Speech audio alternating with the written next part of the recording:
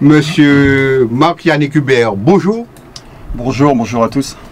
Voilà, donc j'ai essayé de comprendre un petit peu le Krav Maga avec mon ami, mais il ne m'en a pas dit plus que ça. Alors, d'abord, avant toute chose, puisque nous allons parler pendant un petit moment, qu'est-ce que c'est que le... Alors, j'ai même des soucis pour le prononcer, le Krav Maga. Alors, Krav Maga, c'est un système de self-défense, tout à fait. Qui vient d'où? Qui vient d'Israël. Donc, c'est un art martial israélien. On peut dire ça comme ça. On peut dire ça, à partir du moment où il est adapté aux civils. Donc on peut se permettre de dire oui, c'est un art martial. Alors, mais dites-moi en plus, donc voilà, art martial israélien, c'était pas présent en Martinique, il n'y a pas longtemps que vous êtes présent sur la Martinique, ou il y a longtemps, je n'en sais rien. Alors parlez-moi un petit peu de la création et de la naissance de votre association sur la Martinique. Alors, plusieurs choses. Le Krav Maga en Martinique existe déjà depuis plusieurs années. En ce qui me concerne, je représente une organisation. Donc je ne suis pas là en tant que fondateur du Krav Maga à la Martinique, mais plutôt pour représenter une organisation qui s'appelle le Krav Maga Global. Donc le diminutif c'est KMG. Donc le Krav Maga Global est représenté et a été fondé par notre leader qui est Emmanuel, je dis des bêtises, qui est Eyal Yanilov. Eyal Yanilov, c'est le plus proche élève du fondateur des Millennium Field, qui a reçu de sa main le plus haut grade en Israël, qui est le 8e Dan. Donc c'est une personne qui a partagé sa vie près de 20 ans auprès du fondateur et a repris un petit peu le flambeau. Alors, qu'est-ce que cet art martial, puisque je vais l'appeler comme ça, a de particulier par rapport aux autres arts martiaux que nous connaissons? Alors, la particularité, c'est qu'elle est vraiment dirigée sur l'autodéfense. On n'est pas une discipline artistique. On n'est pas une discipline... ni même d'attaque non plus. Alors, l'attaque devient par conséquent la défense. Après, c'est une question de position. Le Krav Maga, tel qu'on le conçoit à KMG, passe par avant tout la self-défense, le combat et la protection à la tierce personne. Donc ce sont c'est un concept qui est enseigné selon 4 axes de travail bien particuliers dans notre système, qui passent par le mental, la tactique, la technique et la condition physique. Donc il faut déjà ces quatre choses pour être un bon combattant? On les a tous, ces 4 choses. Simplement, elles vont être dirigées, amplifiées pour, je dirais, accroître ces possibilités de défense dans ce système. Alors, me disiez-vous tout à l'heure, donc cette association est présente sur la Martinique depuis quelque temps, mais alors peut-être m'y suis-je intéressé à partir du moment où j'en ai entendu parler. Vous faites des rencontres, des combats, il y a plusieurs associations, il y a plusieurs... Voilà quoi, dites-moi en plus. Alors, comme je l'ai dit, hein, en Martinique, il y a plusieurs courants. Et je dirais que chaque courant a son orientation. La nôtre, on n'est pas dans un système de compétition, on est simplement dans un système de réseau. KMG est présent dans plus de 60 pays. La Guadeloupe est en avance sur nous depuis plus de 6 ans. Et on est vraiment reliés les uns aux autres. Il faut savoir que le fondateur est l'un des précurseurs à avoir démocratisé le Krav Maga à travers le monde. Et de ce part, nous avons énormément de retours terrain de la part des professionnels et autres associations. Donc c'est un art martial ou un système de défense qui est vivant, qui est actuel et qui est en permanence évolution par rapport au monde civil. Alors justement, parlez-moi plus de ce fondateur, hein, commençons par le commencement. Je me reprends peut-être, mais bon, comment ce monsieur-là dont vous m'avez parlé s'est initié à ce sport, qui le lui a appris, l'a-t-il inventé lui-même, bref, et ça sort d'où? Alors, Amy est déjà fils de militaire. Donc il est devenu militaire et c'est un sportif qui pratiquait la gym, l'haltérophilie. et les sports de combat. Et c'était une personne qui a été vraiment, je dirais, surdouée dans son époque et qui a contribué à aider son peuple, hein, justement, pour apporter un système de défense concret pour le peuple israélien. Voilà. Et donc, comment c'est arrivé à se démocratiser, à s'exporter, par quel biais? Alors, ce cher monsieur a donné les 3/4 des années de sa vie à l'armée, à son pays.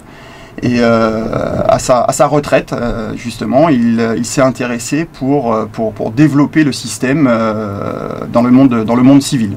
Donc lui et Eyal Yanilov ont vraiment contribué par un cahier technique qui est très large, très complexe, à vraiment, je dirais, rendre le système un petit peu plus universel et à la portée de tous. Nous avons un cahier des charges qui nous permet de sectoriser plusieurs profils, hein, que ce soit les femmes, que ce soit les enfants, que ce soit bien entendu la mixité, mais aussi toutes les forces armées, police et autres. Donc c'est un système qui est vraiment, je dirais, très riche et complexe. Voilà, donc effectivement, comme je regarde sur les images que vous m'avez si gentiment cédées sur Facebook, c'est vraiment de la défense. Alors, je n'ai toujours pas compris comment vous fonctionnez. Vous faites des stages, on apprend des prises, et puis après? Alors, je dirais que c'est une philosophie. Je vais reprendre des termes de notre leader. Vous savez, il vous dit que si vous êtes arrivé à pratiquer le Krav Maga, c'est que quelque part, vous avez raté, je dirais, des étapes. Dans une agression, il faut comprendre que les choses passent par une ligne de temps. La ligne de temps où votre instinct vous dit ben tiens, il y a quelque chose qui ne va pas, il y a quelque chose de louche. Cet instinct-là, il faut l'écouter. C'est peut-être cet instinct-là qui va vous permettre justement de ne pas en arriver au pire. Le système de défense, je dirais dans l'extrémité des choses, c'est un petit peu, si je peux m'exprimer ainsi, du tout ou rien. Plus la dangerosité de l'agression, plus l'envie de survivre se manifeste et on cherche à survivre. Donc c'est pour ça que c'est vraiment une discipline de self-défense. Et on est axé sur vraiment toute cette philosophie-là, tout ce cheminement, en passant par plusieurs étapes. L'étape de cette ligne de temps où on peut désamorcer déjà un conflit par son instinct. L'étape de cette ligne de temps où une défense verbale peut suffire à désamorcer justement un conflit.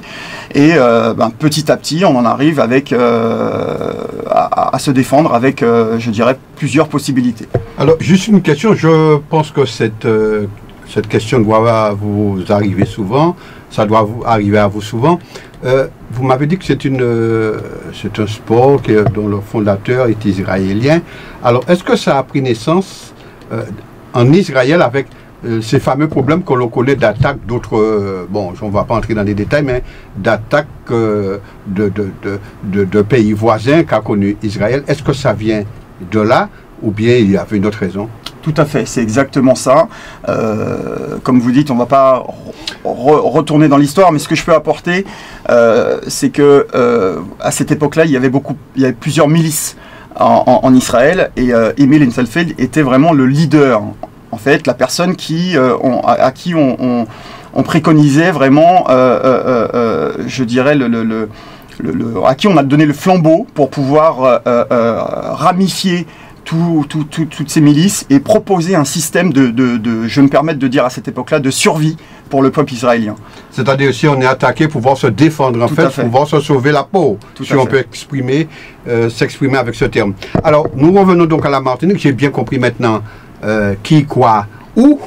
Maintenant, à la Martinique, donc, vous m'avez dit que, si j'ai bien compris, il y a plusieurs écoles, plusieurs groupes, plusieurs... Tout à fait, plusieurs courants.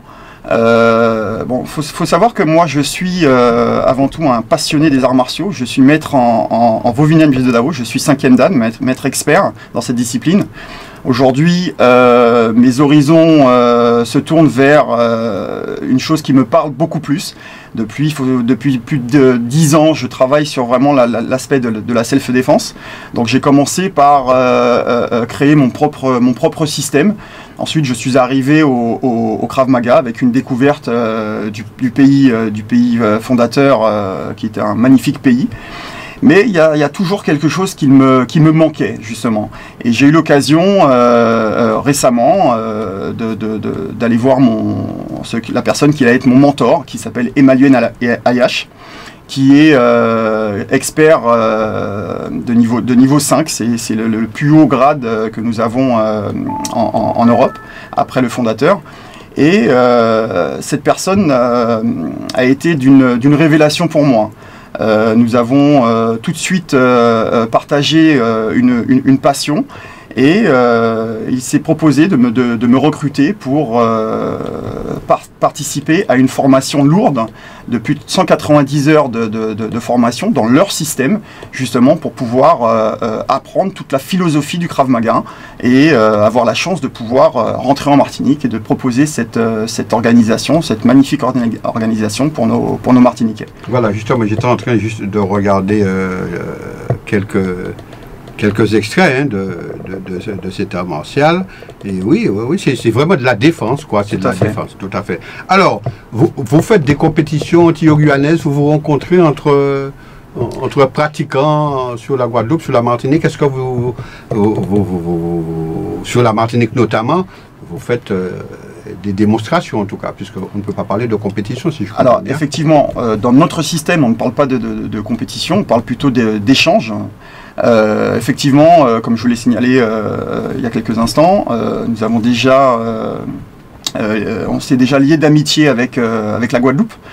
Je reviens sur ma formation d'instructeur. C'est une formation où nous étions 24 personnes sélectionnées venant de toute l'Europe.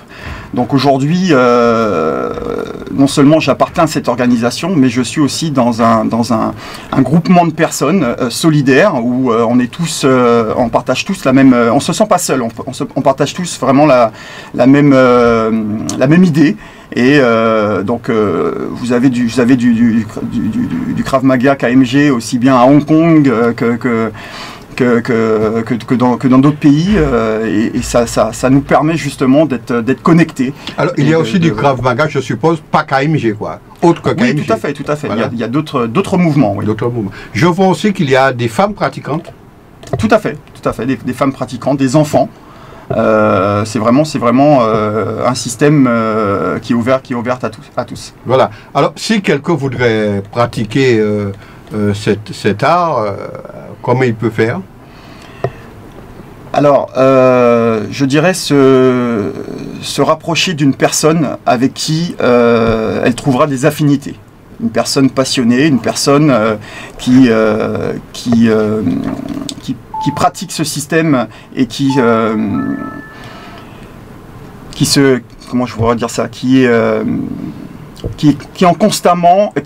en constante évolution dans le système. Parce que pratiquer le Krav Maga, c'est ce qui m'a un petit peu dérangé, et ça a été l'objet de mes recherches. Je me suis rendu compte que il y a beaucoup de personnes qui pratiquent, je dirais, qu'une partie du Krav Maga.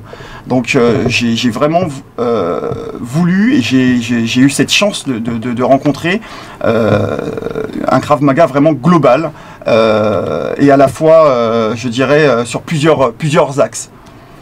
Voilà.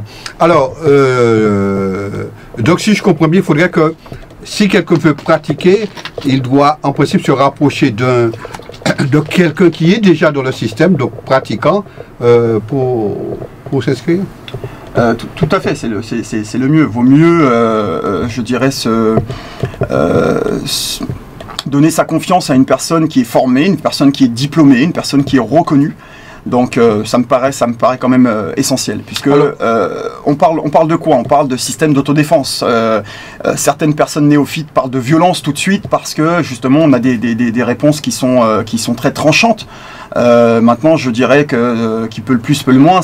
On fait en sorte d'apprendre jusqu'à une extrémité de choses pour justement pouvoir avoir le contrôle. Il s'agit vraiment de garder le contrôle, quelle que soit la situation. Voilà, d'accord. Donc, vous êtes présent où en Martinique? Alors, on peut me trouver au stade de Dillon, le mercredi et le vendredi, pour un Krav Maga mixte. Donc nous avons les messieurs et les dames, donc nous suivons vraiment notre cahier technique.